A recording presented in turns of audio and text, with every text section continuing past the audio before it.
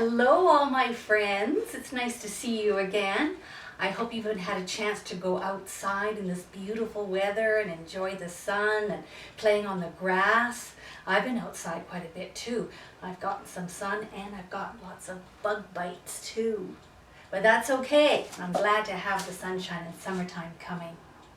So you'll remember the last few stories we've had together, we've been learning about children in the Bible. We've done Samuel and Moses and Esther and the little slave girl. We've done King David and we've done young King Joash. So today we're going to start looking at the childhood of Jesus. Because we read about him in our Bibles, starting with the Christmas story when Jesus was born. And I'm sure you all know the Christmas story. We hear about it every year when Mary and Joseph went to Bethlehem. And when they were there, Mary had her baby Jesus born in a stable. She put the baby in a manger. And the shepherds were there, and the angels came and sang to the shepherds and told them to go and find the newborn baby in the manger. And then the wise men came on their camels and brought gifts to Jesus. So we look at the birth and the babyhood of Jesus every year. And you can find that story in Luke chapter 2 in our Bibles. So maybe afterwards, your parents, your grandparents, your teacher can look at Luke chapter 2 and you can read again about the birth of Jesus when he was a little baby, like we all were little babies once upon a time. The only other story in the Bible that talks about Jesus takes place 12 years after he was born, when he was a 12-year-old boy. And that's also found in our Bibles in Luke chapter 2. So you can read both of our stories in Luke chapter 2. And this one is when Jesus was 12 years old. And every year, his parents used to, with all their family, with their cousins and aunts and uncles and brothers and sisters, they would leave their little village and they would take a journey of about 2 or 3 days and go to the big city of Jerusalem. And they would stay there for several days for a big festival for the Passover. And they would go to the temple, they would go shopping, they would just had a wonderful time. So Jesus was there with his parents and all his cousins and friends. And when after about 3 days, when it was time for the family to pack up and go back home again, off Mary and Joseph went with their family, and they just thought that Jesus had been with his aunts and uncles or something. They weren't worried about him because he wasn't with them. They figured that they would see him maybe that evening when they were getting ready for supper. So off they went on their journey, about a day's journey walking. And when evening came, they realized Jesus wasn't with them. They went to the different cousins, their aunts, the uncles, the grandparents, and said, "Have you seen Jesus? Was Jesus with you today?"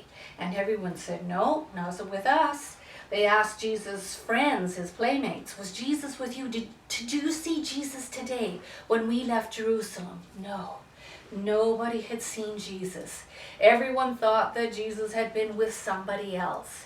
So poor Mary and Joseph were just terrified that they had left their son alone back in the big city of Jerusalem. So back they went they had younger children by this time. They had to pack up all their stuff and return a day's journey, go back to Jerusalem and begin looking for Jesus. Up and down the streets. They went into every shop where they had visited. They went to other relatives and friends' houses, up and down the streets, looking and looking for Jesus. They didn't have Amber Alerts like we have now. They didn't have the police that they could go to and say, "Will you help us look for our son?" There was nobody to help them. They were up and down the streets for hours, looking for Jesus, going to every place where they had been over the past few days in Jerusalem, hoping that they would find him and take him into their arms and take him home. but no luck. They were there for a few days and couldn't find Jesus. Finally, they thought, we'll go back to the temple. We were there at one point for the celebration. We'll go back and see if he's gone there. Maybe he's waiting and being protected there in the temple. And also they were going to get down on their knees and just pray that they would be able to find their son. So off to the temple they went. And when they got there, they could hear quite a lot of voices talking and questioning and murmuring of voices. So as they got closer, they could see that there was a crowd of priests standing inside the temple. There we go. Some of our priests.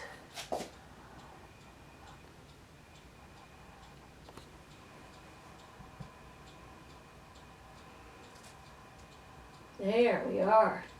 And Mary and Joseph, they came in and they could see this crowd and they weren't sure what it was all about and what was going on, and they weren't sure whether they should interrupt and ask if any of them had seen a little boy, a 12-year-old boy in the temple. But as they got closer, they realized that right there in the middle of the crowd of all these priests and scholars was Jesus. Jesus was there talking with all these leaders, discussing, asking questions, answering questions. He just seemed to know his Bible and have insights into who God was and what the message was in the Old Testament and what the predictions were for the coming of the great Messiah. He was just extraordinary in his knowledge. And the priests were all there. They were just amazed. They couldn't understand how this boy, this ordinary boy from, a poor family in a tiny little village, had all this incredible scholarship knowledge. So Mary and Joseph went up. And they didn't care about this group. They burst in and said, Jesus, where have you been? We've been so worried about you. We've been looking for you for days. And Jesus was kind of surprised that they were looking for him all over the city instead of coming right to the temple, because he said, why were you looking for me? Didn't you know I would be here doing my Father's business? That I would be here in my Father's house talking about the wonderful, wonderful God. So they took Jesus home, grateful, and he went home happily with them. And the next we hear about Jesus, he's all grown up. But we're going to look at some examples of what Jesus would have been doing when he was a child, just like you. And here we are in Jesus' village. It's just a small little village where a few people lived. And you remember that Joseph, Jesus' father, was a carpenter. He's called a carpenter. And we think of carpenters as somebody who works with wood. But in fact, Joseph worked with wood, with stone, with plaster, with saws and chisels. He made buildings like we see here in our village. He made balconies. He did the stonework around them. He did the masonry for the stairs. He also made tools for the farmers. He made yokes for the oxens. So he did all sorts of things. He was like a handyman who could do all sorts of things. And Jesus would often help Joseph when he was a boy. So there he is. He's learning how to use the tools and to help his dad make some of the tools. So maybe some of you do that as well. Help your parents around the house and do jobs like this. Help your mom or your dad, give them the hammer or the screwdriver. So that's what Jesus did as well. Another thing that Jesus would do was the houses where they lived didn't have running water like our houses do. They couldn't just turn on the tap. they had to go to the well. There usually was a well in the center of the village, and they'd have to go and take a big pitcher like this or a bucket and fill it up and carry it carefully home again. So that was one of the jobs that Jesus did as well, because he was the oldest in his family, so he was the biggest and the strongest. So he would go to the well for his mom and draw the water and take it home for her. He also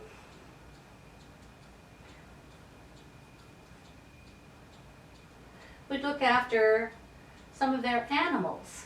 They had some chickens and they had sheep, and so he would be responsible for feeding the animals. So maybe you've got pets at home that you're supposed to look after. You're supposed to feed the dog or feed the cat or clean the litter box. So that's something that Jesus did too. So he understands when you have to feed your animals, and maybe you don't want to, but Jesus was always careful to make sure that their animals and their pets were well looked after. He also, these are all sorts of things that Jesus did, and that there are types of things that we should think about and do as well. Jesus was very kind to his younger brothers and sisters, and also to any friends that he had.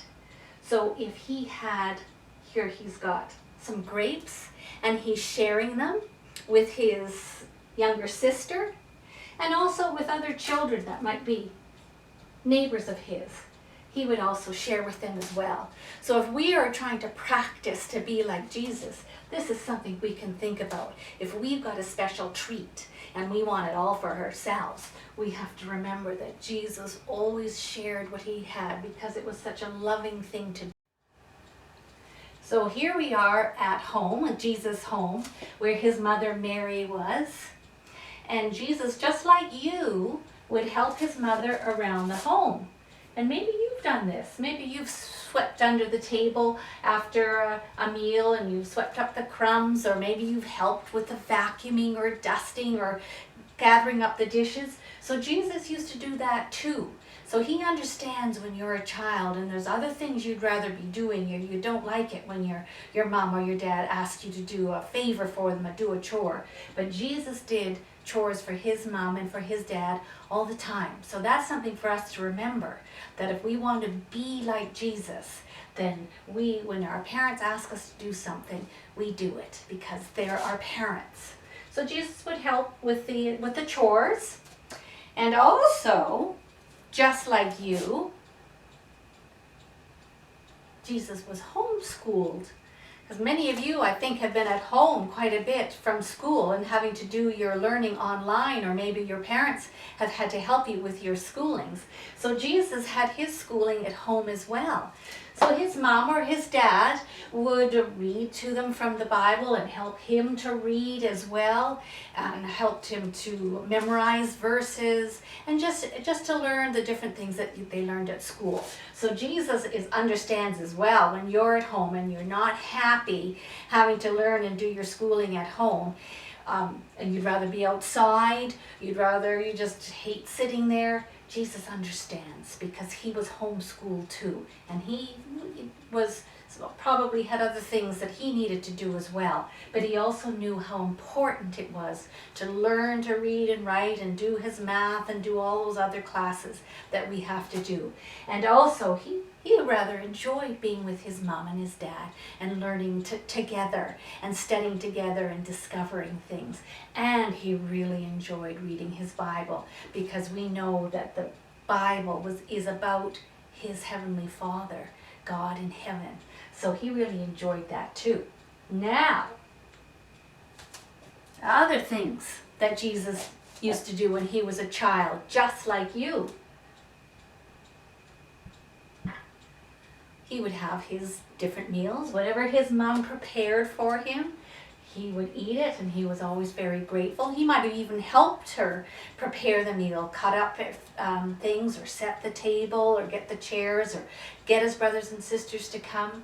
So just like you, every day Jesus would have his breakfast and his lunch, and then help clean up afterwards. So you can see how Jesus was just like you, and he understands everything that you're going through, the good things and the bad things, the things that make you happy and the things that you worry about. Jesus understands because he was a child too. So he was your age. He was a 2-year-old, a 5-year-old, a 7-year-old, 10 years old. He understands what it's like to be a child. He understands what it's like to have younger brothers and sisters that maybe sometimes you aren't too happy with. Jesus knows what it's like to have a family and have other brothers and sisters around. Jesus also, as we know, loved God very much, and he would pray. Often throughout the day, he would just stop and be praying, and certainly at nighttime when it was time for bed and he just wanted to go over everything that had happened in the day, and he would pray. And praying isn't something special. There's not a certain way to do it. It's just talking to God. It's just saying about the things that happened to you, the things that you're happy about, some of the things that you're worried about, maybe what's coming up the next day. You've got a test that you have to do, or you've got a big job that you've got to do. It's just talking to God about them because God understands, and Jesus understands too. He knows exactly what you're going through as a child. And then at the end of the day,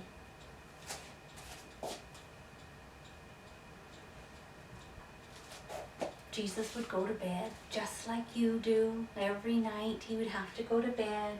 I know sometimes you might not want to, especially when it's light out at night and you'd rather be outside playing or watching something on TV rather than go to bed when your parents ask you to. But Jesus went to bed every night when he was supposed to because he knew how important it is. We don't always want to go to bed and go to sleep, but sleep is really important to our health and our happiness. So to bed Jesus went just like you do after he had prayed, after he had kissed his mom and dad goodnight and said goodnight to his siblings. Into bed Jesus went too. Just like you. That's the neatest part about Jesus, because he understands you. So next time we're going to look at Jesus when he's grown up and he still remembered what it was like to be a child, and he continued to love children, all sorts of children, and he never outgrew how much he loved children. We're going to find out what Jesus was like when he was with children your age. So we'll see you again, and bye for now.